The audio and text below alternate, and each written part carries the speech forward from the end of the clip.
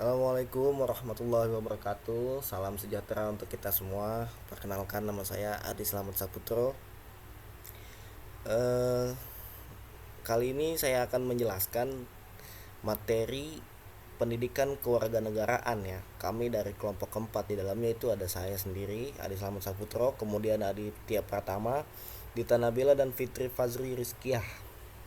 Nah, kami adalah mahasiswa sastra Indonesia Universitas Pamulang, semester 2 ya, semester 2. Jadi tugas ini adalah tugas untuk menggantikan di pertemuan 6 tuh yang belum persentase, maka digantikan di video recorder. Tapi mohon maaf sebelumnya, saya mohon izin ya, tidak menampilkan wajah ya. Beberapa poin akan saya sampaikan di sini. Eh, pertama pertama itu adalah judul dulu ya, judul dinamika dan tantangan demokrasi yang bersumber dari Pancasila. Ada tiga masalah di sini tuh ya. Masalah satu itu pengertian demokrasi. Masalah dua, prinsip-prinsip dan nilai demokrasi. Masalah tiga, menggali sumber historis, sosiologis, dan politik tentang demokrasi yang bersumber dari Pancasila. Nah, tiga poin ini itu adalah poin yang harus tercapai dan harus tersampaikan kalau mengikuti kurikulum tuh yang ada di RPS tuh, rencana program studi ya. Nah, lanjut. Apa itu demokrasi? Menurut Kamus Besar Bahasa Indonesia edisi ke-6, ada dua pengertian di dalamnya tuh tentang demokrasi. Menurutnya, pengertian pertama adalah bentuk atau sistem pemerintahan yang seluruh rakyatnya turut serta memerintah dengan perantara wakilnya tuh, yang wakilnya itu ya DPR, MPR yang seperti kita udah tahu. Pengertian kedua adalah gagasan atau pandangan hidup yang mengutamakan persamaan hak dan kewajiban serta perlakuan yang sama bagi semua warga negaranya tuh. Di dalam Pancasila nih ada nih keadilan sosial bagi seluruh rakyat Indonesia, nih korelasinya sama tuh tentang demokrasi. Jadi demokrasi itu sebenarnya kayak pandangan hidup aja tuh tentang bernegara tuh, kayak komunisme atau sosialisme. Nah, negara kita nih demokrasi tuh mirip-mirip kayak komunisme juga tuh sebenarnya, kesetaraan. Cuman beda ya, kalau antara demokrasi dan komunisme tuh beda. Lanjut. Di dalam negara demokrasi dikenal ada tiga lembaga tuh, lembaga negara tuh di dalamnya. Tiga lembaga ini dikenal dengan sebutan trias politika, yaitu yudikatif, legislatif, dan eksekutif. Nah, di dalam lembaga-lembaga ini terdapat juga lembaga-lembaga negaranya tuh. Di dalam yudikatif ada Mahkamah Agung, Mahkamah Konstitusi, dan Komisi Yudisial juga. Legislatif itu MPR, DPR, DPRD, DPD kan. Nah, sedangkan eksekutif tuh ada dua tuh ya, dibagi dua nanti, tingkat nasional dan tingkat daerah. Tingkat nasional tuh kayak presiden, wakil presiden, dan kabinetnya tuh semua tuh kementerian-kementeriannya tuh. Sedangkan tingkat daerah tuh kayak RT, RW, nah, gitu-gitu. Kelurahan, kecamatan gitu ya. Mereka yang menjabat sebagai pejabat publik tuh mereka ada di lembaga eksekutif sebenarnya. Cuman beda lagi nanti kalau di legislatif, mereka tuh yang mewakili kita, mewakili rakyat itu sebenarnya. Nanti itu orang-orang yang diambil dan dipilih dari pemilihan umum dari tingkat provinsi sampai tingkat kota, kabupaten kan. Lanjut. Prinsip-prinsip dan nilai demokrasi. Prinsip-prinsip dan demokrasi. Prinsip-prinsip demokrasi yang pertama itu kedaulatan rakyat, persamaan dan hadapan hukum, persamaan di hadapan hukum. Nah, kedaulatan rakyat itu artinya kedudukan tertinggi itu, kedaulatan tertinggi itu adanya di rakyat ya. Jadi bukan seperti negara kerajaan yang sifatnya otoriter. gimana maunya raja aja. Cuman kalau demokrasi itu beda, dia kedaulatan rakyat tuh ada di tingkat tertinggi tuh, bahkan ada bahasanya tuh suara rakyat suara Tuhan katanya. Yang kedua tuh persamaan di hadapan hukum. Nah, di sini harus ada kesetaraan hukum ya, entah dari semua kalangan tuh, dari rakyat sipil sampai pejabat publik semuanya punya persamaan hukum tuh yang sama gitu. Jadi nggak ada bedanya tuh, mau mau dari kalangan bawah atas, namanya hukum tuh harus setara, dan nggak ada yang dibeda-bedain kapasitas hukumannya, sesuai dengan sanksi yang diberikan atas apa yang dia lakukan gitu kan. Jaminan hak asasi manusia, setiap orang di negara demokrasi itu mendapat hak asasi manusia, itu dijamin haknya tuh. Nah, meskipun hak asasi manusia telah ada sejak manusia itu lahir kan. Hak untuk hidup, hak untuk menyampaikan pendapat, terus semua yang ada di negara demokrasi. Pemisahan kekuasaan. Pemisahan kekuasaan. Kemudian pemilihan umum yang bebas dan adil. Kebebasan berpendapat dan berekspresi. Pemerintahan berdasarkan konstitusi. Rule of law, supremasi hukum. Akuntabilitas dan transparansi, partisi publik, pluralisme. Nah, ini rule of law, supremasi hukum tuh sama kayak nomor 2 ya, persamaan di hadapan hukum tuh. Jadi ini sama, nggak ada yang dibeda-bedain, semuanya sama. Mau dari siapa yang salah tuh dia harus bertanggung jawab dan menerima sanksi yang diberikan, nggak ada beda-bedaan. Kebebasan berpendapat dan berekspresi, pemilihan umum yang bebas dan adil, partisipasi publik, pluralisme. Ini mudah dipahami ya, pemilihan umum bebas dan adil. Adanya kejujuran dalam memilih tuh, namanya lembaga survei yang jujur gitu kan. Itu ada nanti di pemilihan umum yang bebas dan adil, maka dibentuk nanti Bawaslu di dalamnya tuh, Badan Pengawas Pemilu. Pemerintahan berdasarkan konstitusi. Lanjut ke nilai-nilai demokrasi. Apa aja sih nilai-nilai demokrasi? Di dalam demokrasi itu tertanam sebuah nilai yang ada dalam rakyatnya tuh, kayak toleransi beragama, kebebasan, persamaan, musyawarah dan mufakat, keadilan, kerjasama, percaya diri, tanggung jawab, keterbukaan. Nah, ini semua namanya berkorelasi ya, maksudnya masih nyambung itu dengan prinsip-prinsip demokrasi yang tadi. Di dalam demokrasi itu ada nilai toleransi, itu dimana rakyatnya tuh berhak untuk apa namanya, kayak contohnya tuh seperti kayak toleransi tuh, ya udah kita bebas beragama, bersuku dan budaya gitu ya. Aku Jawa, kamu Sunda, ya nggak masalah gitu kan. Nah, itu toleransi, jadi nggak apa-apa gitu, maksudnya ada batas-batas toleransi yang dijalanin tuh di situ. Nah, kebebasan, musyawarah dan mufakat. Nah, jadi semua keputusan tuh diambil dari musyawarah dan mufakat gitu kan. Kerjasama kayak gotong royong, bareng-bareng bersihin taman ya kan, bersihin apalagi kali, bareng-bareng gotong royong. Nah, lanjut ke poin selanjutnya. Nah, menggali sumber historis, sosiologis dan politik tentang demokrasi yang bersumber dari Pancasila.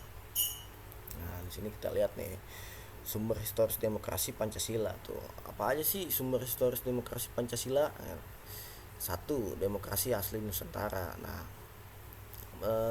demokrasi Pancasila itu diambil dari, udah ada tuh sejak dulu emangnya, udah ada. Jadi demokrasi asli Nusantara tuh maksudnya emang semua yang ada di dalam demokrasi ini itu emang udah dijalanin dari dulunya, dari zaman kolonial kan.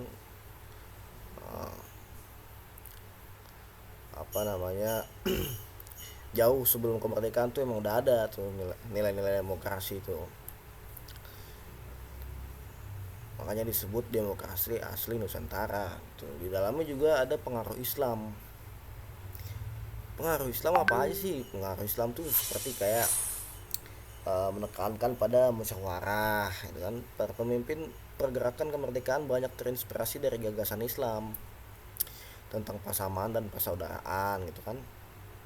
Nah, kemudian ada lagi tuh pengaruh barat tuh.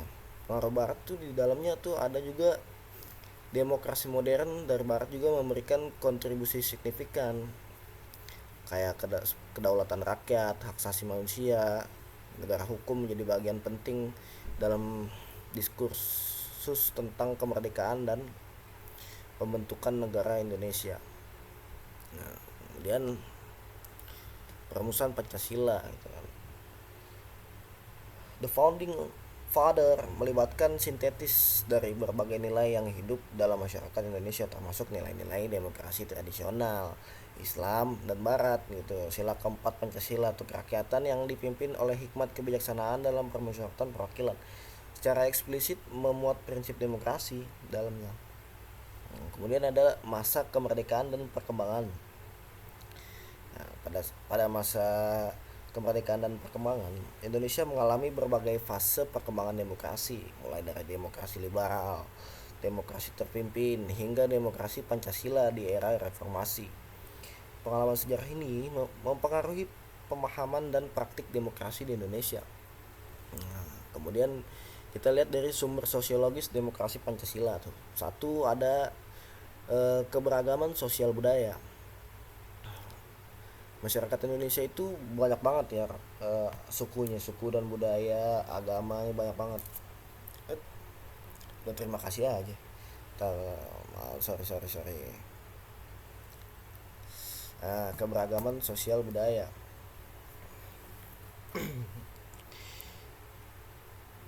Masyarakat Indonesia yang majemuk dengan berbagai suku, agama, bahasa, dan adat istiadat menjadi landasan sosiologis bagi demokrasi Pancasila.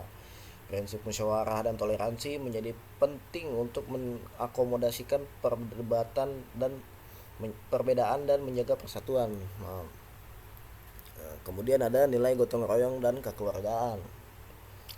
Tradisi gotong royong dan semangat kekeluargaan yang kuat dalam masyarakat Indonesia menjadi modal sosial bagi praktik demokrasi yang partisipatif dan inklusif. Keputusan diharapkan diambil melalui masyarakat mufakat demi kepentingan bersama. Kemudian ada lagi peran agama dan keyakinan. Agama dan keyakinan memiliki peran penting juga tuh dalam bernegara di Indonesia, dalam negara demokrasi tuh ya. Karena kehidupan beragama yang beragam di Indonesia juga mempengaruhi praktik demokrasi, toleransi antar umat, penghormatan terhadap kebebasan berkeyakinan menjadi nilai penting dalam demokrasi Pancasila. Kemudian ada lagi perkembangan masyarakat sipil. Munculnya berbagai organisasi masyarakat tuh kayak ormas gitu kan. Kelompok kepentingan menjadi indikator perkembangan demokrasi secara sosiologis. Berperan dalam menyuarakan aspirasi masyarakat, mengawasi pemerintah dan berpartisipasi dalam proses politik. Nah, kemudian sumber politik demokrasi Pancasila. Yang pertama ada Pancasila sebagai dasar negara dan ideologi. Pancasila menjadi sumber utama nilai dan prinsip demokrasi di Indonesia. Sila keempat menjadi landasan normatif bagi sistem politik dan praktik demokrasi. Nah, yang kedua ada Undang-Undang Dasar 1945. Dalam konstitusi Undang-Undang Dasar 1945 mengatur sistem ketatanegaraan Indonesia yang demokratis, termasuk mekanisme pemilihan umum, pembagian kekuasaan, dan jaminan hak asasi manusia. Amandemen Undang-Undang 1945 semakin memperkuat prinsip-prinsip demokrasi. Kemudian ada lagi sistem kepartaian dan pemilihan umum. Sistem kepartaian dalam pemilihan umum, adanya partai politik itu sebagai wadah aspirasi rakyat dan penyelenggaraan pemilihan umum yang bebas dan adil merupakan pilar penting dalam demokrasi Pancasila.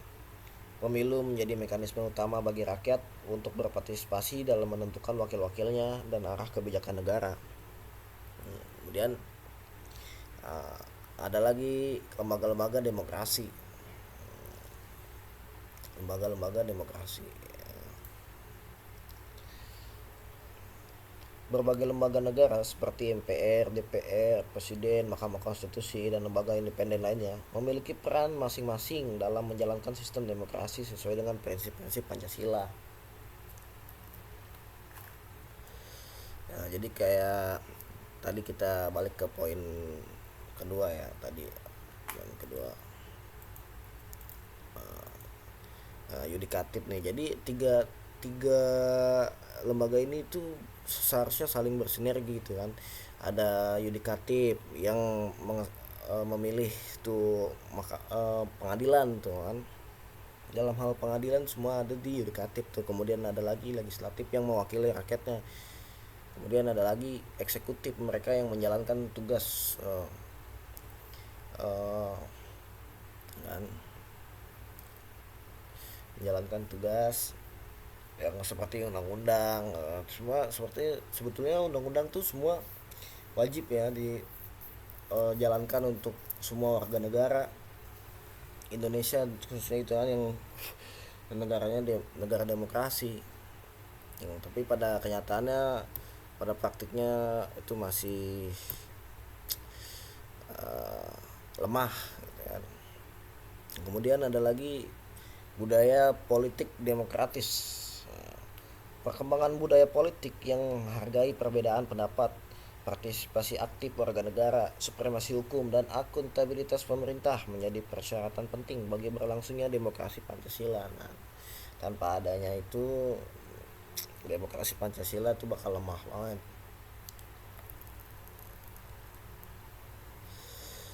Nah, sekian dari saya. Mungkin ada suplemen kata-kata hari ini ya, kata-kata hari ini, kata-kata hari ini. Nah, punya pacar otoriter itu pacar atau rajim? Ya kalah rajim Soeharto. Terima kasih. Sekian dari kami, salam damai, salam sejahtera. Mudah-mudahan kita berjumpa di keadaan yang lebih baik. Terima kasih. Wassalamualaikum warahmatullahi wabarakatuh.